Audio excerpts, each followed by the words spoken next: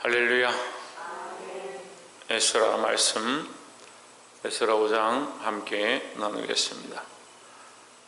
에스라서와 느헤미야서는 특별히 성전 재건에 대한 말씀으로 우리가 알고 있습니다.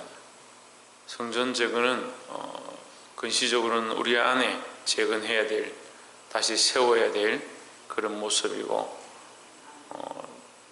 원시적으로는 하나님의 나라가 다시 이 땅에 세워지고 또 우리가 하나님 나라에 들어가게 될 영원한 그 꿈을 꾸는 것에 대해서 우리에게 가르쳐주고 있습니다. 그러면 우리가 지금 할 수 있는 게 뭐냐? 우리 안에 무너진 이 신앙의 모습과 하나님의 관계의 재단들을 다시 세워야 될 줄 믿습니다. 우리나라 종파 중에 하나도 재건교회라고 있습니다. 재건이라 할 때 다시 세운다. 뭘 세우느냐? 하나님 앞에 제단을 다시 세우고 하나님 앞에 예배하는 처소를 다시 회복해야 한다. 우리 안에 무너진 하나님과의 이 관계를 늘 회복해야 된다.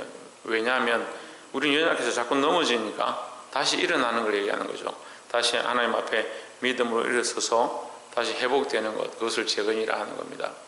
오늘 이 말씀을 듣고 오늘 하루도 새롭게 회복되어지고 믿음으로 사시기를 주의 이름으로 축원합니다.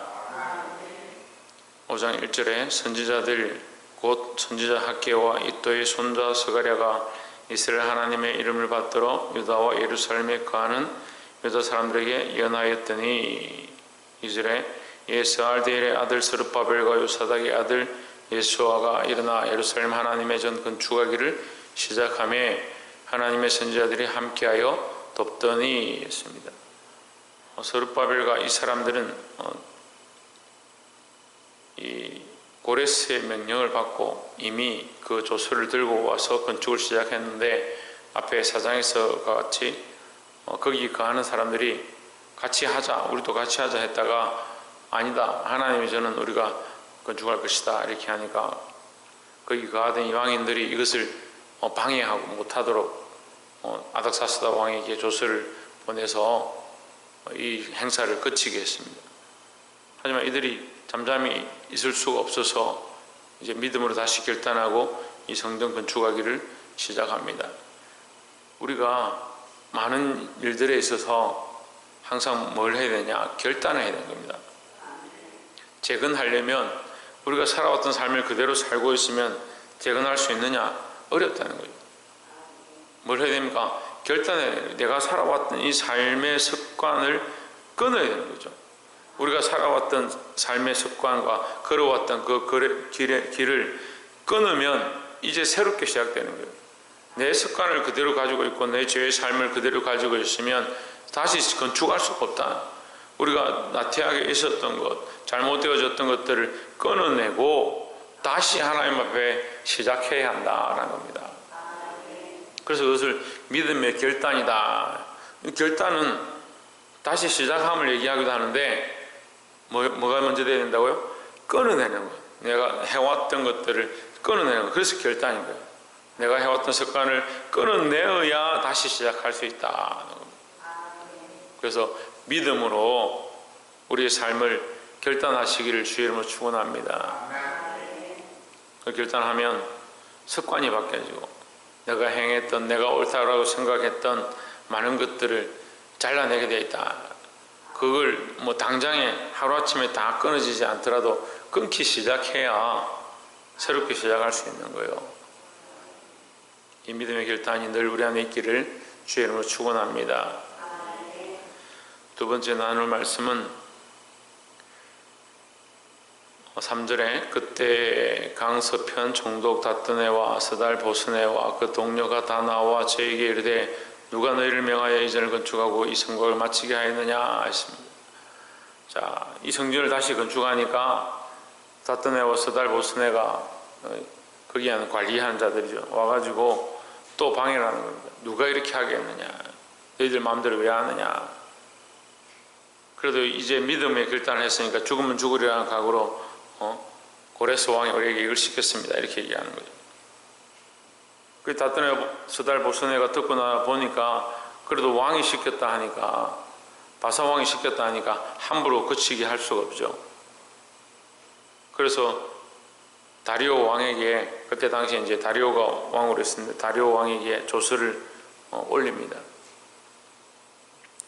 7절에 그 글에 일렀으되 다리오 왕은 만한하옵소서. 8절에 왕께 아시게 하나이다. 우리가 유다도에 가서 지극히 크신 하나님의 전에 나아가 본즉 전을 큰 돌로 세우며 벽에 나무를 얹고 부시르니 함으로 역사가 그 손에서 형통하옵기로.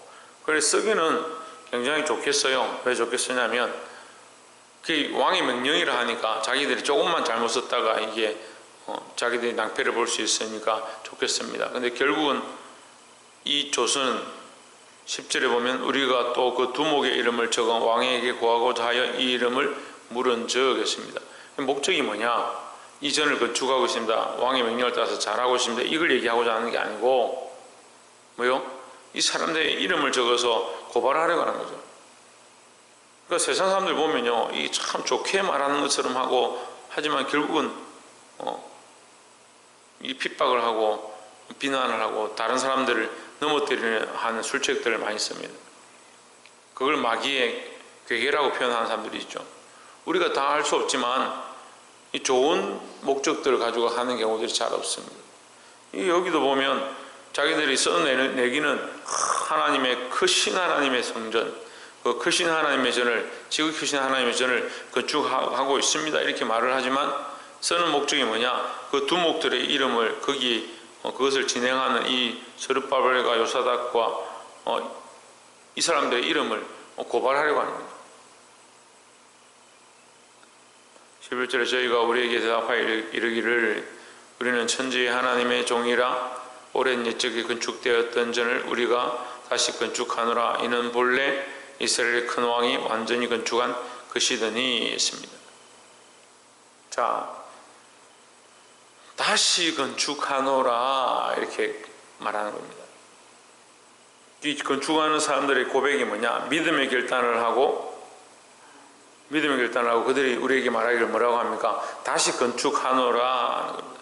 믿음의 결단은요, 끊어내는 것이고 다시 건축한다, 다시 시작해야 된다라는 겁니다. 예, 우리의 영적인 시각들로 우리 삶에 적용하면 우리가 해왔던 습관들을 어떻게 하느냐? 끊어내야 돼요. 그것이 믿음의 결단이다. 끊기 시작하고 다시 뭘 해야 됩니까? 다시 시작해야 된다. 뭘 시작해야 됩니까? 말씀대로 다시 시작해야 되는 거죠. 믿음의 결단을 하고 또 내가 생각하는 대로 하면 이거는 똑같이 가는 거예요.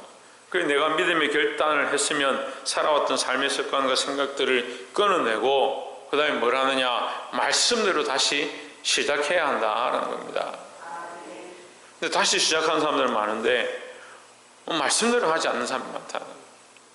그리고 연초에도 말씀을 같이 나누고 그 말씀을 쪼개서 서로 이제 가져가서 가정의 표로 삼기도 하고 자기 개인의 이제 말씀의 성구로 가지고 있기도 하는 이유가 뭐냐? 말씀으로 올 한 해를 살자. 말씀으로 하나님 원하신 대로 살아가자 하는 결단하는 거예요. 믿음의 결단들을 하면 내가 이지껏 살아왔던 삶을 끊어내고 그 다음에 뭐합니까? 말씀으로 살아가야 된다. 그것이 다시 시작하는 것이다 라는 겁니다. 다시 건축하였다. 뭘 건축하였냐? 하나님의 전을 무슨 근거로? 말씀의 근거로. 12절에 우리 열조가 하늘에 계신 하나님을 등록해 하였으므로 하나님이 저희를 갈대아 사람 바벨론 왕 느부갓네살의 손에 붙이심에 저가 이 전을 헐며 이 백성을 사로잡아 바벨론으로 갔더니 했습니다. 12절 속에 그 의미가 있는 거죠. 그들이 이 지금 고발하고 있지만 여기에 이것을 건축하고 있는 이스라엘 백성들이 자기의 신앙의 고백을 얘기하는 겁니다. 우리가 다시 건축할 것이다. 왜? 다시 그 바벨론으로 끌려가지 않을 것이다. 다시 범죄하지 않을 것이다. 우리가 하나님의 말씀을 떠남으로 범죄하였고 그것으로 포로되었고 이 일을 다시 반복하지 않을 것이다. 그래서 뭘 하느냐? 믿음의 결단을 하고 말씀을 따라서 하나님의 약속을 따라서 그 언약을 따라서 이 성전을 다시 재건할 것이다 하는 겁니다. 여러분, 우리가 이 두 번째 나눈 말씀처럼 다시 범죄하지 아니하고 말씀으로 다시 시작하시기를 주의 이름으로 축원합니다. 마지막 세 번째로 16절에 이에 이 세스바살이 이르러 예루살렘 하나님의 전 지대를 놓았고 그때로부터 지금까지 건축하여 오나 오히려 필력하지 못하였다 하였사오니 17절에 이에 왕이 선히 여기시거든 바벨론에서 왕의 국고에 조사하사 과연 고레스 왕이 조서를 내려 하나님의 이전을 예루살렘에 건축하라 하셨는지 보시고 왕은 이 일에 대하여 왕의 기쁘신 뜻을 우리에게 보이소서 하였더라 했습니다. 예, 이들은 악한 괴계를 쓰는 거죠. 이렇게 해가지고 이 사람들이 거짓말하고 있다. 이 건축을 못하게 이제 우리가 막을 것이다. 그런 생각으로 조서를 올렸지만 이 다리오 왕이 이 조서를 찾아서 그 국고에서 이 사람들의 조서를 받아서 보고 나서 그럼 찾아봐라. 그 명령으로 인해 가지고 오히려 어떻게 되느냐? 오히려 고레스 왕 때 조서를 내렸던 그 내용을 찾게 되는 겁니다. 그러니까 성전 건축을 오히려 더 확실하게 하고 너희도 도와줘라, 너희도 방해하지 말고 도와줘라 하는 역전이 되어버리는 거예요. 그러니까 하나님의 역사는요, 사람이 이렇게 계산할 수 없는 거예요. 때로는 우리가 이렇게 헤아려보고 아이고 내가 이렇게 하면 이만큼 되겠지, 내가 요만큼 하면 요만큼 되겠지, 이렇게 우리가 계산을 하지만 사람의 역사는 그렇고요, 하나님의 역사는 우리가 다 측량할 수 없다는 겁니다. 우리가 이 살아계신 하나님의 역사를 믿음으로 바라보고 믿음으로 살아가야 되는 겁니다. 그럼 역사가 어떻게 그렇게 일어나느냐? 에스라, 느헤미야, 에스더 가면 우리가 더 잘 알고 있죠. 우연히 그렇게 되는 것처럼, 우연히 그런 일들이 일어난 것처럼 보이지만 하나님은 그 가운데 놀라운 역사를 이루시고 이스라엘 백성을 구원해내시는 그런 은혜를 베풀어 주시고 있다는 거죠. 사람의 방법으로 어떻게 그렇게 하겠느냐? 사람의 방법으로 어떻게 그렇게 하겠냐? 하지만 이때가 아니겠습니까? 나를 왕으로 세운 것이 하나님께서 이때를 위함이 아니겠습니까? 되는 거예요. 우리가 지금 할 수 없는 수많은 일들, 우리의 미래도 알 수 없고 지금 우리 앞에 당한 많은 일들을 우리가 이겨낼 수 없을 때 하나님께 엎드려야 합니다. 하나님의 역사는요, 사람의 방법과 사람의 생각으로 다 헤아릴 수 없습니다. 우리가 심으면 한계를 거둔다 하면 하나님의 역사는 헤아릴 수 없는 은혜로 임하실 줄 믿습니다. 오늘 하루도 우리가 믿음으로 결단하고 말씀을 따라 다시 시작하고 하나님께 맡겨드림으로 하나님께서 하시는 놀라운 결실을 맺을 수 있는 저와 여러분 되시기를 주의 이름으로 축원합니다. 기도하겠습니다.